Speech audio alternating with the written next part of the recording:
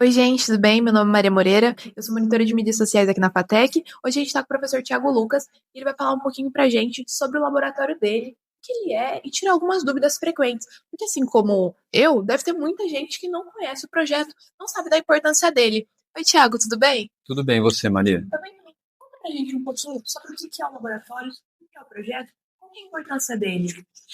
Bom, a ideia do laboratório é conduzir pesquisas relacionadas à cibersegurança defensiva, né? Então, o nosso foco é implementar técnicas de detecção de intrusão, né? Então, existem diversas superfícies de ataque, cada ataque tem as suas características, né, a sua anatomia, e, consequentemente, não existe uma única técnica ou uma única ferramenta que proteja os sistemas computacionais, as redes de computadores. Então, a nossa ideia é sempre estar encontrando uma relação custo-benefício em quais são os algoritmos, quais são os parâmetros, as técnicas, as ferramentas mais adequadas para cada tipo de ataque e para cada superfície de ataque, né? Então, normalmente os alunos que fazem parte do laboratório, eles acabam relacionando o projeto que eles tocam no laboratório com o trabalho de graduação deles, né? Então acaba sendo também a temática do TCC deles, né?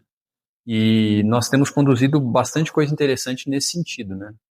Desde implementações tradicionais que eu digo assim, ataques mais conhecidos também pelo público da área, eu digo uma negação de serviço, uma injeção de SQL, até superfícies que são relativamente novas, né? Que são desafios relativamente novos, como por exemplo, tivemos uma pesquisa recente sobre detecção de ataques em carros elétricos. Também houve alguma coisa interessante há um ano e meio, mais ou menos, que a Paula tá atualizando agora, que é a implementação de redes neurais híbridas para detecção de transações fraudulentas envolvendo cartão de crédito, né? Então, existem diversas áreas que se beneficiam da implementação desses algoritmos e, no final das contas, o propósito é esse, né? Agregar segurança nas transações e no fluxo de dados como um todo. Laboratório em uma palavra, qual palavra seria? Podia ter me preparado para isso. Em uma palavra, oportunidade. Eu acho que oportunidade. Eu comento isso com os alunos, sabe, Maria? Eu tive uma experiência recente, ainda tenho, né, que ainda estou lá na Unesp. Então, lá na Unesp eu pude aprender com meu orientador, professor Kelton, me orientou no mestrado, no doutorado, foi meu supervisor no pós-doutorado. Aprender um pouco mais sobre como funciona esse mundo da pesquisa, né? Esse pensamento mais científico, a comunicação científica, o próprio método científico, né? E eu comento isso com os alunos sobre a necessidade que nós tínhamos, né? A FATEC, historicamente, sempre conduziu pesquisas relevantes, né, com os colegas que trabalham aqui, mas nós tínhamos essa necessidade no curso de segurança da informação. Então, eu acho que talvez oportunidade seja essa palavra, porque a gente acaba conseguindo envolver os nossos alunos, porque a nossa formação aqui é uma formação tecnológica, né?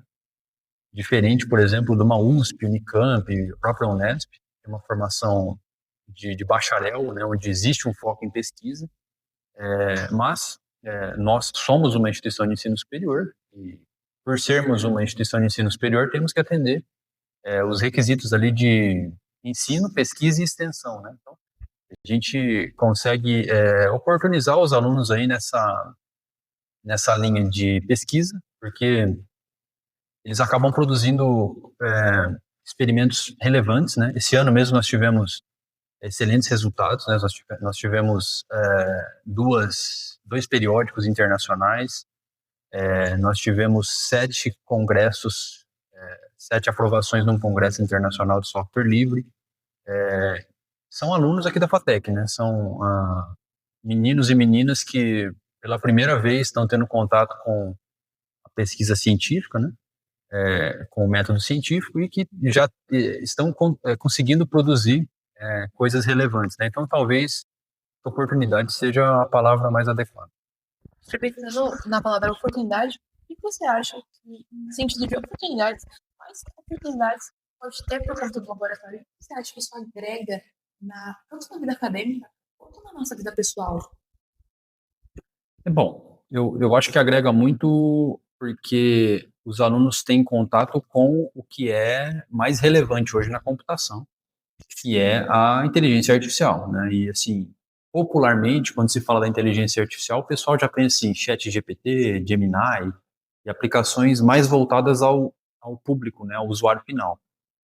Quando na realidade existem diversos algoritmos, ferramentas e técnicas que estão no back-end desses sistemas, das quais o profissional de tecnologia se beneficia muito sabendo como manuseá-las, né? Então, o mesmo algoritmo hoje, por exemplo, uma rede neural ela é uma codificação, uma modelagem matemática do cérebro dos animais. Então, uma rede neural, um algoritmo de rede neural que consegue hoje detectar, por exemplo, uma doença através do processamento de uma imagem de tomografia, por exemplo, é o mesmo algoritmo que detecta um cyberataque, né? A diferença está em quais dados são utilizados para treinamento e, consequentemente, no balanceamento dos parâmetros dessa rede neural, né? Então, eu acredito que o benefício profissional e, consequentemente, pessoal também é a atualização desse aluno no sentido de que ele vá dominar ferramentas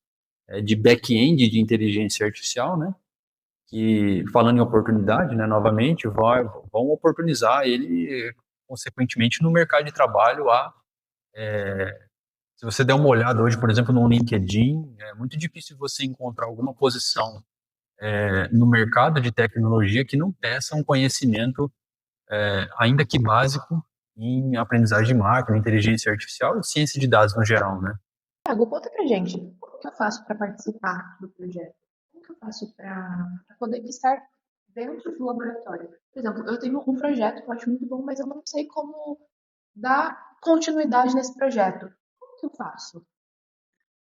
Maria, não tem muita burocracia, sabe? Não tem um processo seletivo, não existe isso. No geral, os alunos me procuram com alguma ideia, né?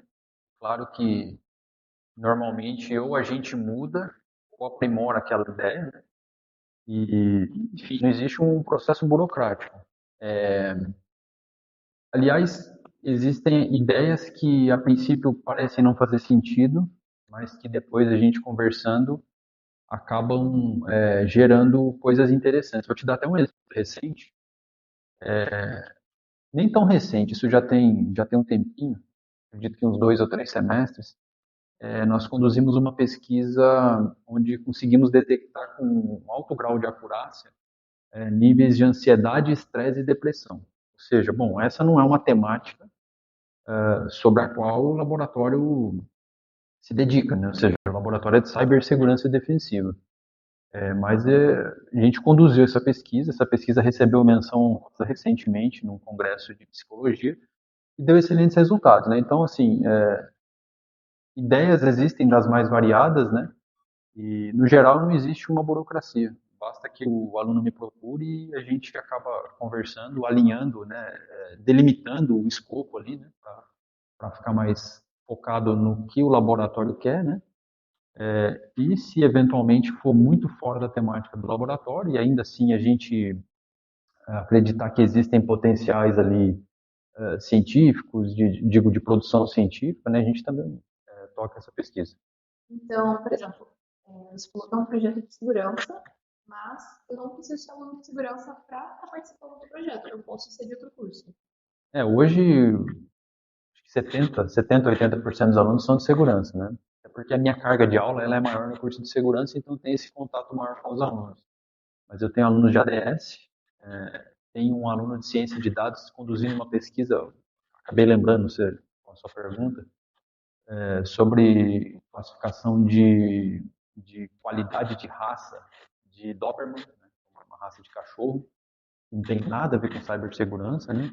Mas, como eu disse anteriormente, pelo fato da gente trabalhar com os mesmos algoritmos e só mudar, em tese, os dados de treinamento, pesquisas que não são da temática de cibersegurança acabam sendo conduzidas também. Mas, no geral, a maior parte das pesquisas tem relação com cibersegurança defensiva e não é um pré-requisito que você seja aluno do curso de segurança da informação. Embora, se for conduzir algo com relação à cibersegurança, entendo que o aluno de segurança da informação ele tem uma base importantíssima, principalmente de rede de computadores e de segurança da informação, né, que são relevantes. A gente tem um olhar diferente de uma pessoa, por exemplo, programador. Aluno de Sim, segurança que a gente com vê, certeza. a gente pensa em coisas que o programador não pensa, e tá tudo bem, porque A própria ideia do pensamento do desenvolvimento seguro, né? Aquele conhecimento, em tese, mais aprofundado em infraestrutura de redes, em protocolos de redes, né? Isso ajuda muito na produção de pesquisa de qualidade, né? Mas não é um impedimento para alunos de outros cursos. conta pra gente dos próximos desafios que o laboratório pode ou vai enfrentar. Tá. A gente tem um desafio hoje que é hardware, né? Ou seja, dependendo do tipo de ataque que a gente vai detectar, a quantidade de dados acaba sendo um problema. Por exemplo, negação de serviço distribuído. São muitos dados de treinamento, né? São conjuntos de dados de 10, 20, 30, 50 GB.